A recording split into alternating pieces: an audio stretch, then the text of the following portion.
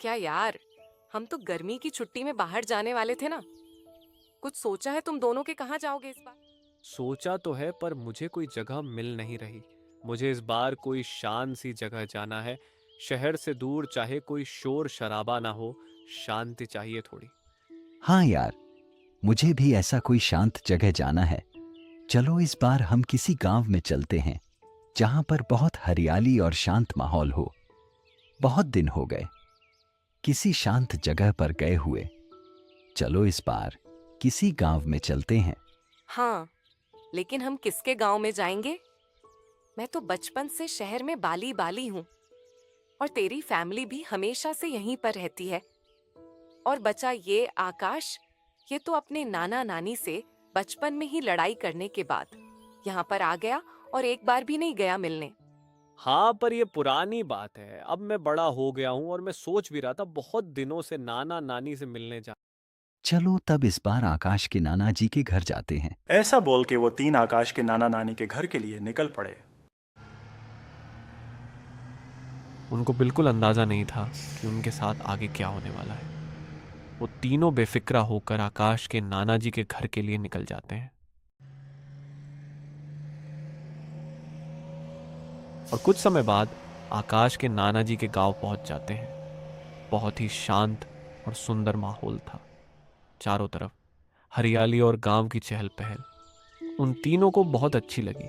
गांव जाते ही उन्होंने देखा सामने एक चाय की टपरी पर दो लोग बैठे हैं। वो उनके पास गए और पूछा, दादाजी, यहाँ से काली घाटी कितनी दूर पड़ेगा?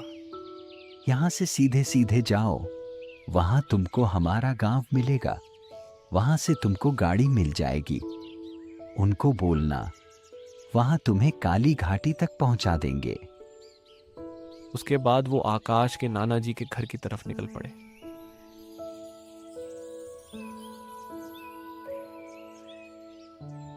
वहां की रौनक और चहल पहल देखकर उन्हें अपना बचपन याद आ गया। उसका गांव बहुत ही सुंदर और शांत था। उसके बाद आकाश ने एक आदमी से पूछा, भैया, आप हमें काली घाटी तक छोड़ देंगे? हाँ, क्यों नहीं, चलिए।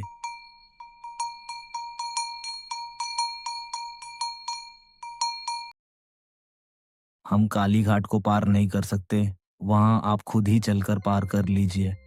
हमारे गांव वाले मानते हैं ये जो काली घाटी की नदी है, ये सीधे पाताल लोक से जुड़ी है। वहां काफी लोग मारे जा चुके हैं। अगर काली घाट की चुड़ैल ने किसी को देख लिया और आवाज दी और किसी ने पीछे मुड़ के देखा तो वह अपने साथ पाताल लोक ले जाती है। इसलिए कोई गांव वाले काली घाटी को पार नहीं करते। आप यहाँ से खुद ही चले जाएं। आकाश, वो अंकल क्या बोल रहे थे? पाताल चुड़ैल? हाँ यार, मुझे भी कुछ समझ नहीं आया। क्या भूत पेट और पाताल लोंग की बातें कर रहे थे। हाँ यार, हमारे गांव में बचपन से सब मानते हैं इस नदी में एक चुड़ैल रहती है और ये सीधे पाताल लोक से जुड़ा है। पर मैं ये सब नहीं मानता।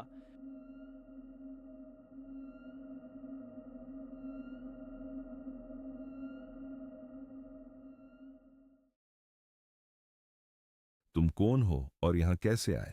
नाना जी, मैं आकाश हूँ और ये मेरे दोस्त हैं। मैंने सोचा बहुत साल हो गए आपसे मिल लूं। अच्छा आकाश बेटा, तुम हो। तुम तो बहुत बड़े हो गए, पहचान में ही नहीं आए। आओ बैठा घर के अंदर। बेटा तुम लोग बैठो, मैं तुम्हारे लिए कुछ खाने को लाता हूँ।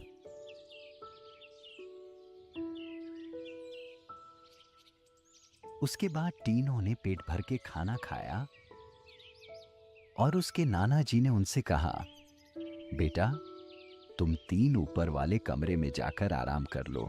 सुबह मैं तुमको गांव घुमा लाऊंगा। देखो, मैं पहले ही बता रही हूँ, मैं यहाँ बिस्तर पर रहूंगी। तुम दोनों को नीचे सोना पड़ेगा। हाँ हाँ, सो लेना।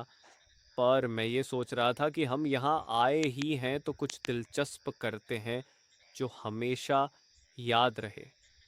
क्यों ना हम उस काली घाटी में जाकर देखें कि कौन सी चुड़ैल वहां पर रहती है। क्या बोलते हो? हाँ, वैसे आकाश बोल तो सही रहा है। एडवेंचर भी हो जाएगा। चलो ना जाकर देखें। उसके बाद वह तीनों बिना कुछ सोचे रात को तासो निकल पड़े उस काली घाटी के ओर। उनको बिल्कुल अंदाजा नहीं था कि उनके साथ आगे क्या होने वाला था।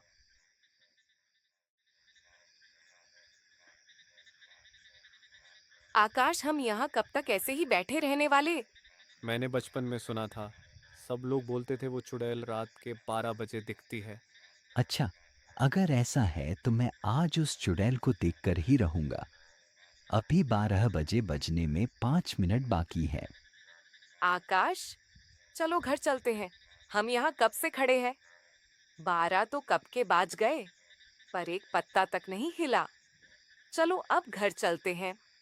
क्या यार, मुझे उस चुड़ैल को देखना था, पर कुछ नहीं दिखा। भूत जैसा कोई चीज नहीं होती, मुझे पहले ही लगा था। चलो घर जाकर सो जाते हैं। उसके बाद वह 3 घर के लिए निकल पड़े। जाते समय रास्ते में रवि को महसूस हुआ कि कोई उसका नाम पुकार रहा है। रवि, रवि बेटा। नाम पुकार रहा है। वाह, रुक गया और उसने पीछे मुड़ के देखा, पर पीछे कोई भी नहीं था। चारों तरफ सन्नाटा था। तभी आकाश में पूछा, क्या हुआ भाई, तू रुक क्यों गया?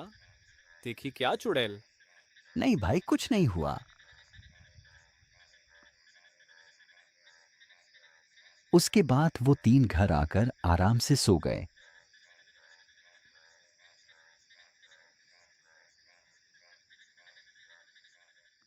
थोड़ी देर बाद एक चुड़ैल खिड़की में से रवि का नाम पुकार रही थी। रवि, रवि बेटा, मेरी तरफ देखो, मैं तुम्हें लेने आया हूँ। रवि की आंख अचानक से खुल गई। वाह, जल्दी से खड़ा हुआ और उसने खिड़की की तरफ देखा। खिड़की में कोई नहीं था। वह थोड़ी सोच में पड़ गया और खुद से बोलने लगा, शायद मुझे लगा कोई मेरा नाम पुकार रहा है। रवि को अजीब सी बेचैनी हुई। वो बिना कुछ सोचे बाहर की तरफ निकल पड़ा। वो बाहर जाकर खिड़की से अंदर की तरफ देखने लगा। उसे कोई नहीं दिखा। तभी अचानक से उसके कोने से किसी की रोने की आवाज सुनाई दी।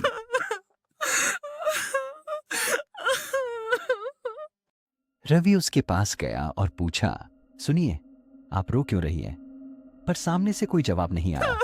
वो रोती ही रही। तभी रवि के दूसरे तरफ से जोर जोर से लोमड़ी की चिल्लाने की आवाज आई। उसने मुड़कर देखा, पर कुछ नहीं दिखा। जब उसने वापस मुड़ के देखा, तब वो वहां कोई नहीं था।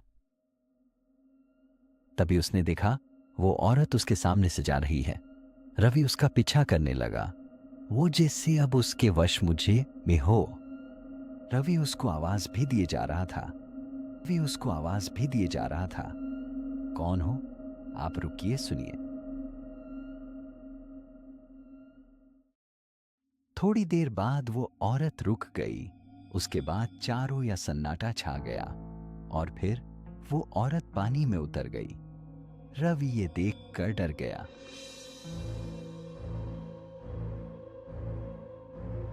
कुछ देर बाद वो औरत पानी से बाहर निकल कर आई और रवि से कहने लगी, रवि, मेरे साथ चलो, मैं तुम्हें बहुत अच्छी जगह ले जाऊंगी जो इस दुनिया से बड़े है।